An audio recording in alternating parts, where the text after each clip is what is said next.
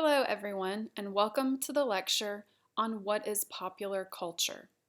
Before this lecture, please be sure that you've read the popular culture overview document. It'll give you a lot of context for the lecture, and it'll help you understand the quotes that I'm referring to and the examples that I use. So if you haven't done that yet, please go back and read that document, and then you can begin the lecture. I'd like to begin by asking the question, why pop culture in this class? So in every Composition 2 course, you have to write a long research essay to learn about the research process. And each class can have its own theme. So we will be creating projects that use images and media, and we're going to be writing about them. And the theme that I've decided on for this class is media literacy and popular culture.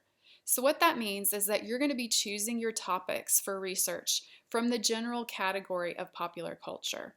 And we're going to be relating your topics to this overall theme and discussing how to interpret images, symbols, arguments, and issues that appear in popular culture.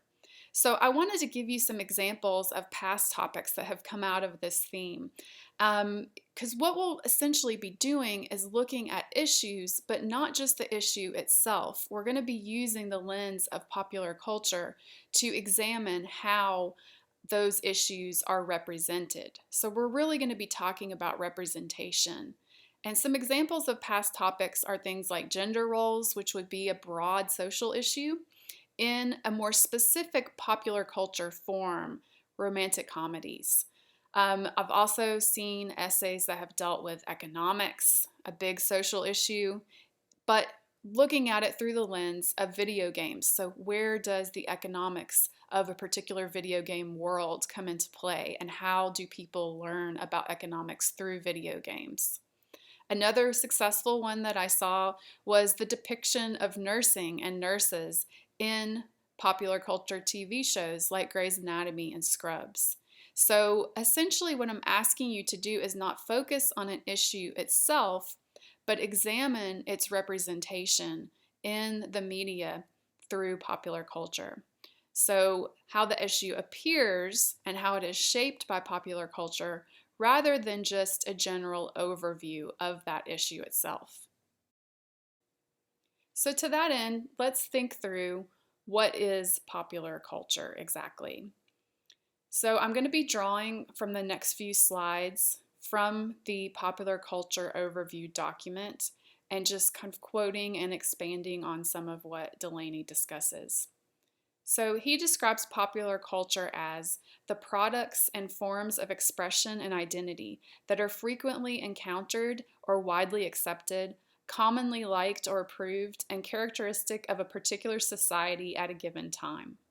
So I've chosen the example here of Mickey Mouse because he is obviously very frequently encountered, typically commonly liked, and has become a very recognizable face of popular culture. While popular culture can include things like foods that become trendy or interesting or popular, it can include language expressions and slang, or even behaviors or dances. You might think in particular of Fortnite video games influencing different dances that people might do for comedy or to entertain one another based on video games. Those things trend and they can come into culture and they can fall out of culture. So those may or may not be popular in the future. But all of these different things are part of popular culture.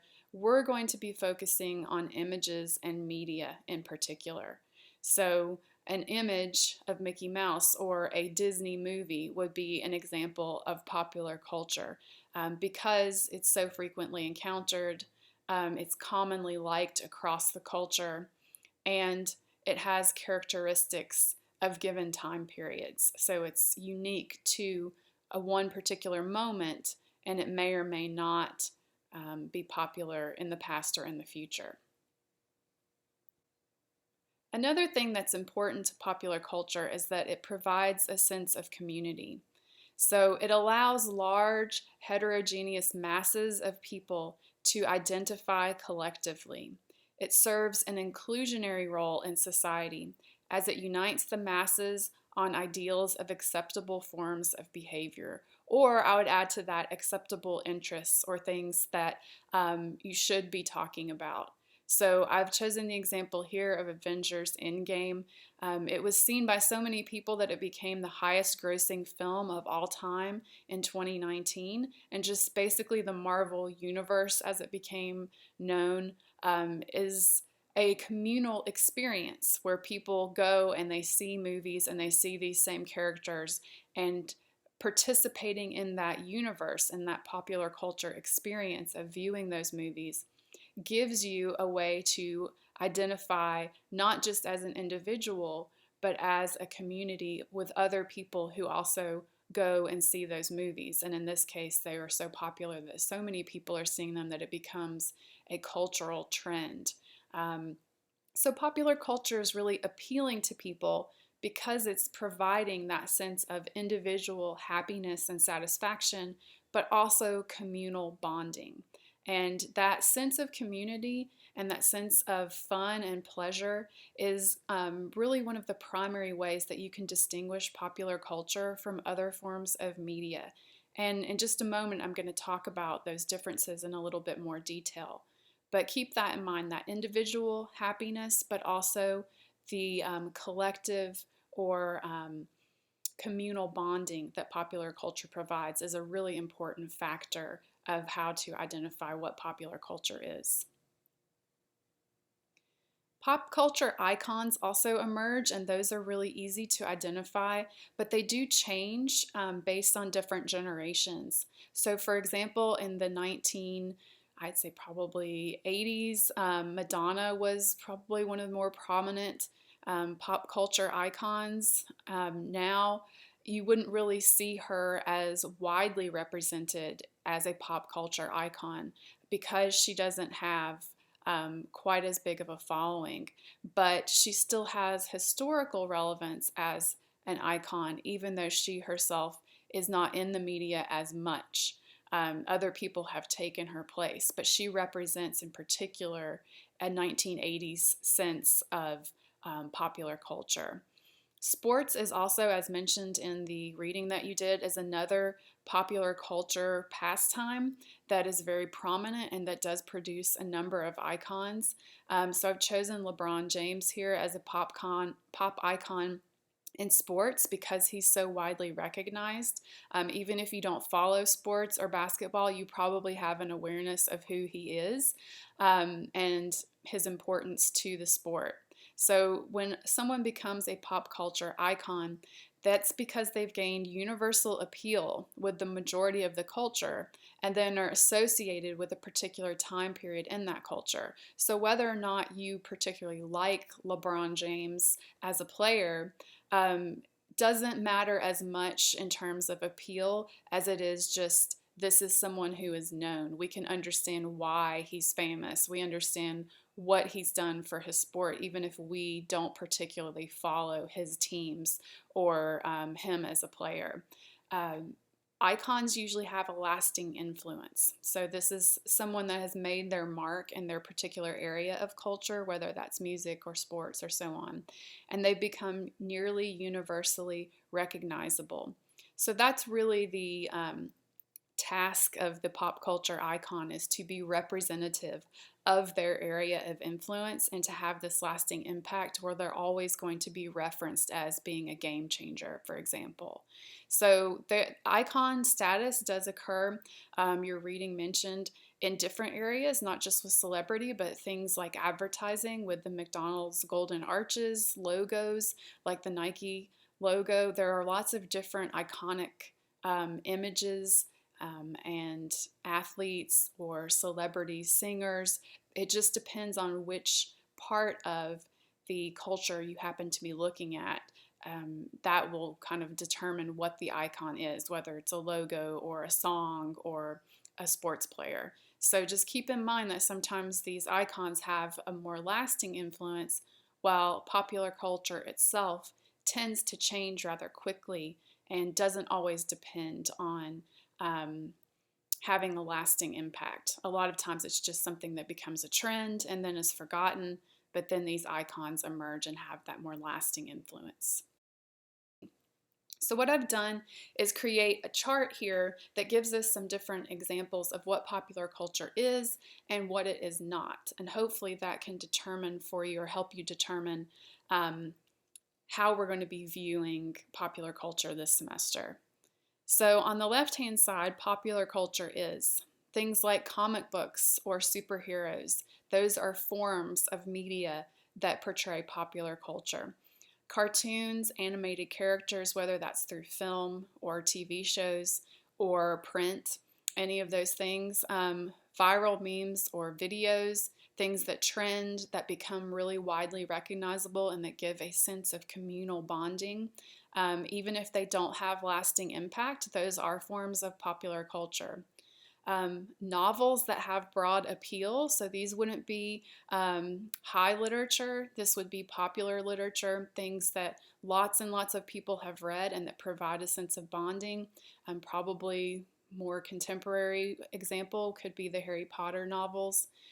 Many people read them, many people felt connected through reading them and had a communal experience of the popular novel.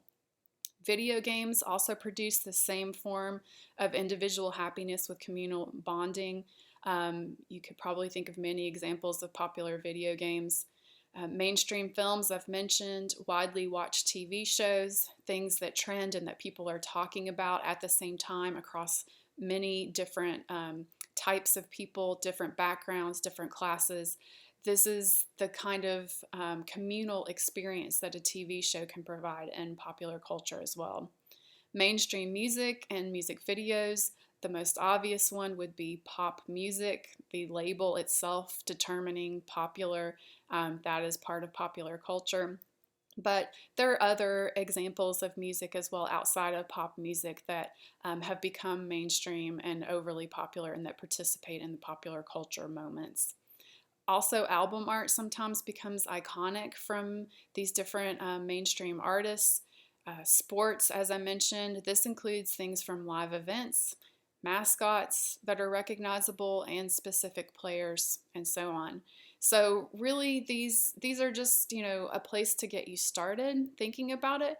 But I've highlighted here at the bottom, the thing to remember with popular culture is that it's going to have universal appeal across divisions, and that it's a form meant primarily for pleasure and fun. So although you can gain some specialized knowledge from these particular examples, particularly if you go even deeper into different types of novels or comic books that maybe not everyone knows, you could actually veer from popular culture away from it into more specialized culture that less people know about. But the general ones that everyone knows about, those are going to be the ones that remain popular and that bring people together rather than separating them. So on the other side of that, popular culture is not. I've made a list here of different ways that we could think through what doesn't constitute popular culture. So the news media or political figures in themselves are not popular culture. They tend to divide opinion, to be serious in tone, and sometimes to require specialized knowledge, unless popular culture picks those things up and uses them in broad appeal, usually for comedy, like turning political figures into memes or things like that.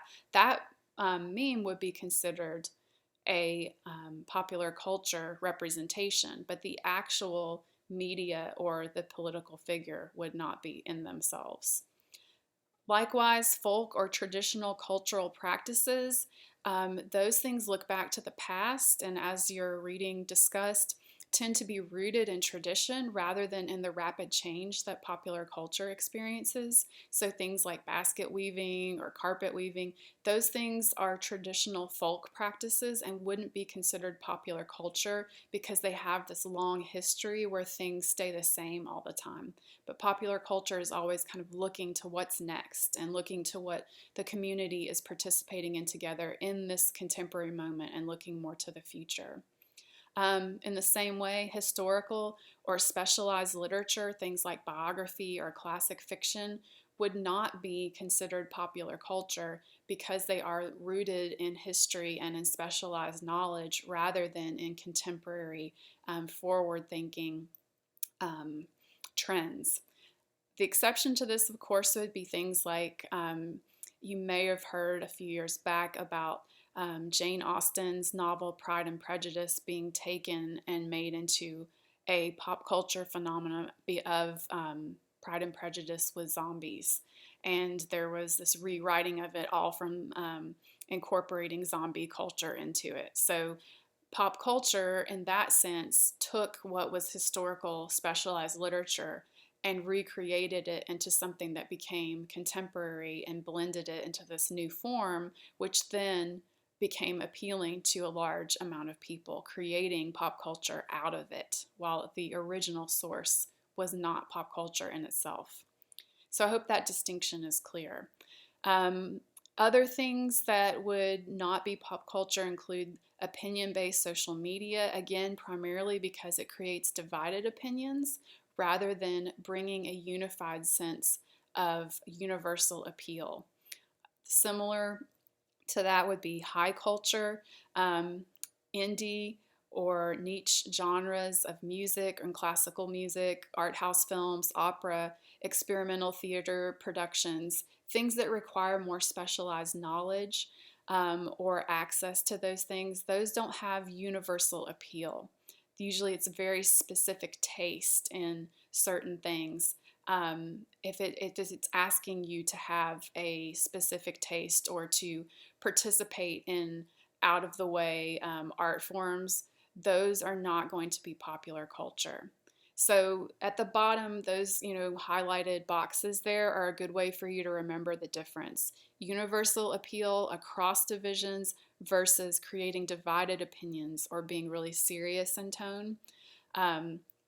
Popular culture is more meant for pleasure and fun, and not popular culture would be primarily for gaining knowledge or specializing in tastes. So as you think through popular culture for yourself, I want you to consider which side of this chart you land on and which pop culture and you. So right now we're going to begin this process of considering your participation in pop culture and what your interests might be.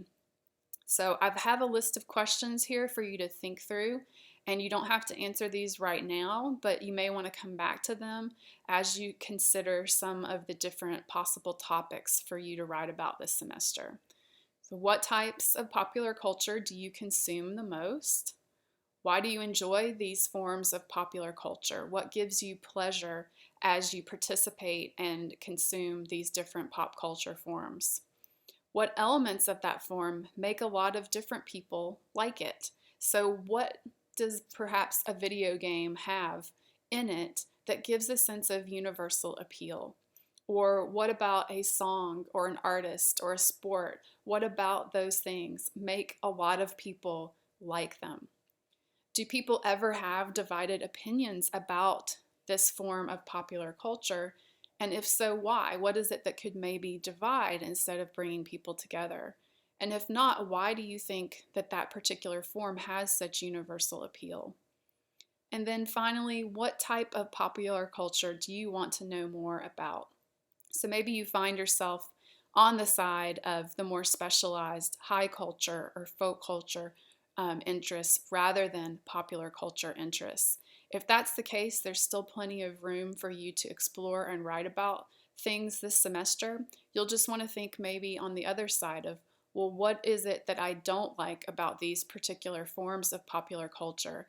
And what can I write about these forms that makes me feel that they aren't really the best forms for these social issues that I might want to look at? So you can also take a more antagonistic view to popular culture. That's perfectly fine as well. But I just want you to find a space as you're thinking through your interests, a particular form that you have strong feelings about, whether you don't like it a lot or whether you do like it a lot. And that way you'll have a sense of motivation as you start to write about these different forms this semester. Thanks.